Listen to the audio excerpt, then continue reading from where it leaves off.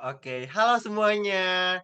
Selamat datang di video ini. Jadi, kita di sini bakal membahas suatu materi yang mana kita pelajari di mata kuliah Artificial and Intelligence Application. Maaf, salah. Nah, teman-teman, mungkin sebelum kita mulai pembahasan nih, teman-teman. Mungkin kita bisa kenal dulu kali ya. Halo semuanya, perkenalkan aku Dimas Dwi Ramadan. Selamat kenal semuanya. Selanjutnya, ada Kak Almas nih. Bisa saya hai nih. Hai, salam kenal. Hai, salam kenal. Halo Kak Almas. Selanjutnya ada Kak Rizka Dwi Astika nih dong. Halo Kak Rizka. Say hai dong. Halo semuanya, salam kenal. Halo Kak Rizka. Yang terakhir ada Kak Hilmi Kunia. Halo Kak Hilmi. Halo semuanya. Oke, halo Kak Hilmi. Selamat malam semuanya. Jadi kita langsung aja nih mulai pembahasan. Buat Kak Almas bisa nih bantu share screen.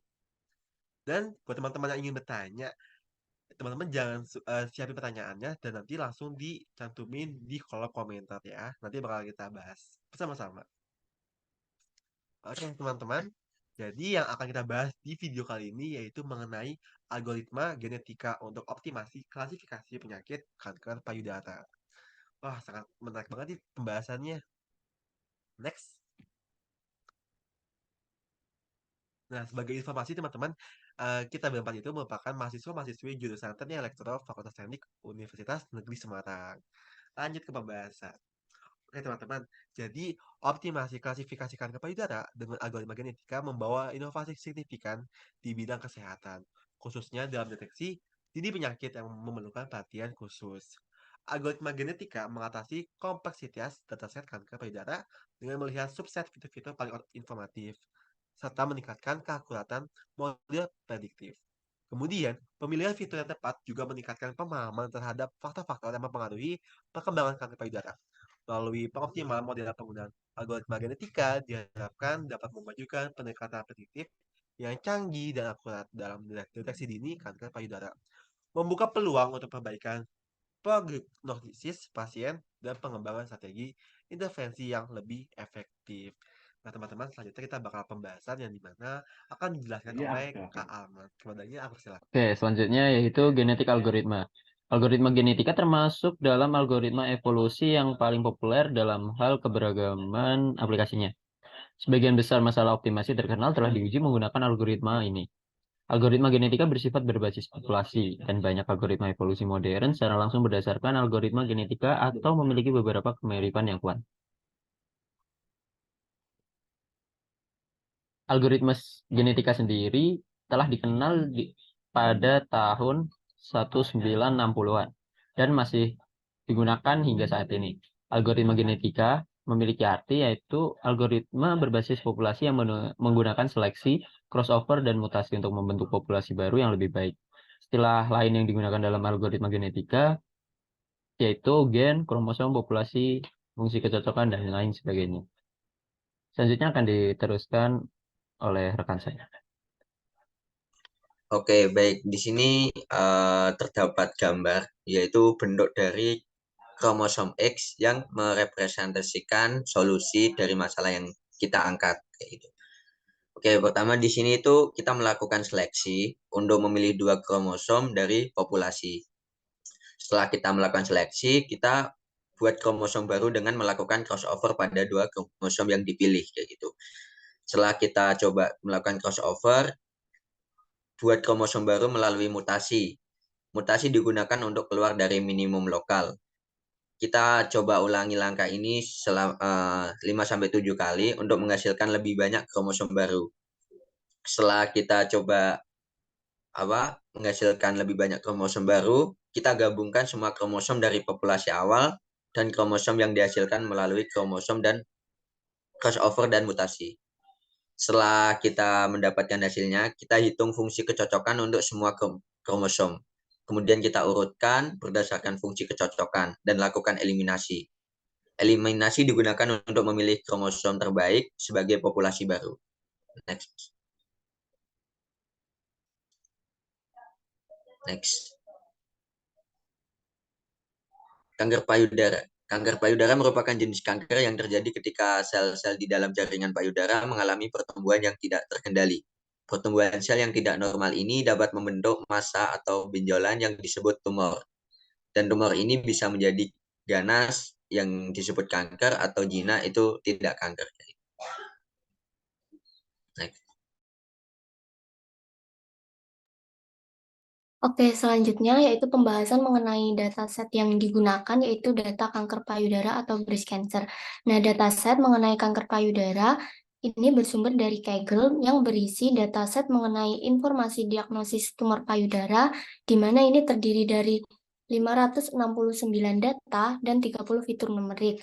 Nah, dataset ini dikumpulkan dari gambar mikroskopis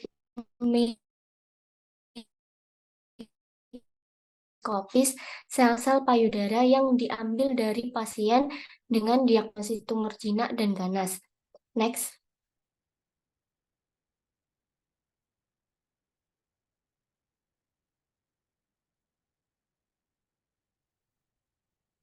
Nah, dataset kanker payudara atau breast cancer ini digunakan untuk mengklasifikasikan pasien dengan kanker payudara menjadi dua kategori, yaitu pasien dengan kanker payudara jinak B dan pasien dengan kanker payudara ganas atau M, yang berdasarkan fitur-fitur data klinis yang telah dikumpulkan dari dataset. Nah, fitur-fitur ini dapat termasuk usia pasien, ukuran tumor, karakter sel, dan hasil tes diagnosis lainnya. Oke, yang selanjutnya ini kita akan membahas mengenai program yang digunakan yang akan dijelaskan oleh rekan saya.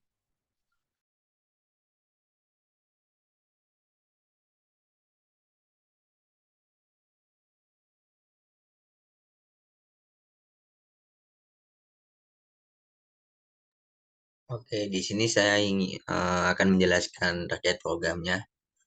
Jadi pertama ini ada import 6PAS sampai dengan di apa nih warnishnya itu berfungsi untuk menampilkan import library-nya. Jadi untuk import library-nya itu kita menggunakan fungsi atau coding yang tersebut kayak gitu. Setelah itu di bawahnya ada from, itu kita fungsikan untuk membagi dataset menjadi dua latih, menjadi data latih dan data uji. Kemudian di bawahnya itu ada codingan lagi from skalen import SVM itu kita fungsikan untuk menentukan model klasifikasi. Next.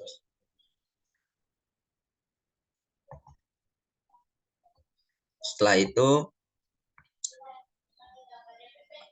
ini ada codingan dev ACC underscore score ini berfungsi untuk menghitung akurasi tiap model klasifikasinya.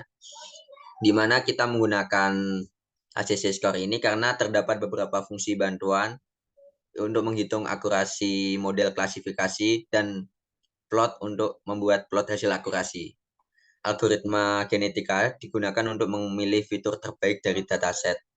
Penggunaan beberapa model klasifikasi diukur berdasarkan akurasi pada dataset yang telah dibagi sebelumnya. Beberapa metode seperti SVM, regresi logistik, random forest, dan lain-lain digunakan dalam evaluasi model. Kemudian untuk devplot-nya ini itu berfungsi untuk menampilkan plot hasil uji coba dengan parameter akurasi dan generasi.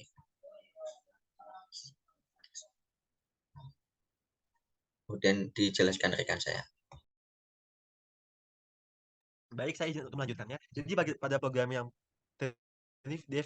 initialization of population, di sini kita bakal memproses suatu seleksi fitur pada dataset, di mana proses inisialisasi ini populasi awal untuk algoritma genetika yang dimana awal kromosom dibuat terus semua, setelah itu 30% dibuat false dan diacak. Nah, di bawahnya itu, setelah itu kita bakal menghitung skor kecocokan tiap kromosom dalam populasi untuk menentukan kriteria fitnessnya. Bawah lagi, teman. Kalau Mas. Nah, di selection pop after and fit and parent itu di sini kita bakal menyeleksi generasi berikutnya berdasarkan hasil kecocokan kromosom yang terbaik. Lanjut di bawahnya cause of pop after cell. Di sini kita bakal mengambil dua parent selection berturut-turut dan membuat dua anak baru dengan membagi kromosom mereka dan menggabungkannya. Lanjut. Di sini ada mutation pop after cause yang mutation, add, and fade. Yang dimana gini, di sini kita bakal memilih sejumlah posisi acak tiap kromosom dan mengubah nilai F sesuai dengan tingkat mutasinya. Selanjutnya, yang program selanjutnya yang di bawahnya itu, kita akan menjalankan algoritma genetika melalui beberapa generasi dan mencetak skor terbaik pada tiap generasinya. Nah, sebagai informasi nih teman-teman, eh,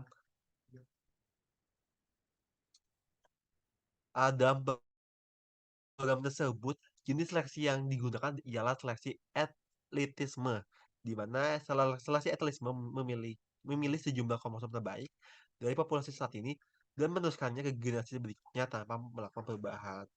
Selanjutnya, dalam program tersebut, jenis crossover yang digunakan ialah crossover satu titik atau single point crossover. Nah, di mana crossover ini dilakukan pada satu titik tertentu dalam kromosom. Dan anak-anak baru dibentuknya dengan menukar bagian kromosom antara dua itu.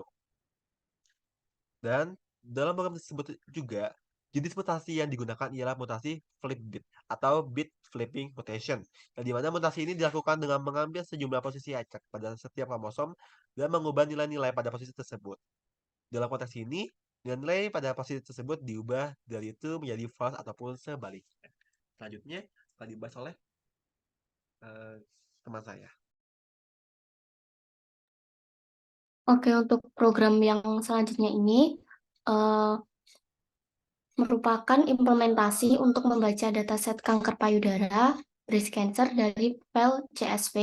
Nah, kemudian mempersiapkan data dan menampilkan informasi tentang dataset tersebut, yang dimana di sini hasilnya menunjukkan 569 data dari dan 30 fitur numeriknya. Kemudian untuk program yang selanjutnya itu display data_bc.head itu di mana memperlihatkan 5 baris pertama, sorry scroll ke bawah.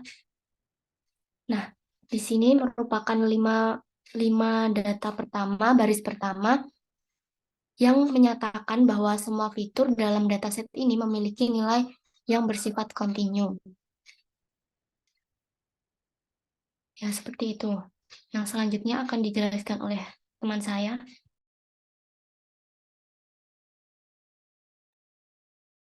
Oke, untuk selanjutnya yaitu program untuk menampilkan skor dari percobaan jenis-jenis klasifikasi yang digunakan.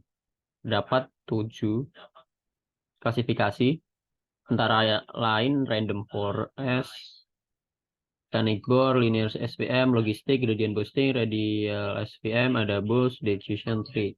Dengan tingkat akurasi yang berbeda. Di sini tingkat akurasi yang paling tinggi yaitu random forest.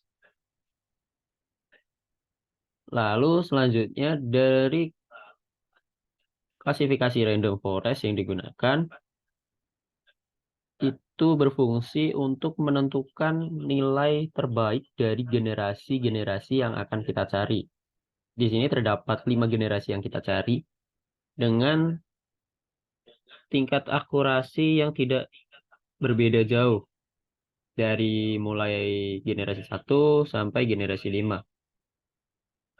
Lalu untuk selanjutnya terdapat program untuk menampilkan plot skor dari tiap generasi. Seperti halnya gambar di bawah ini.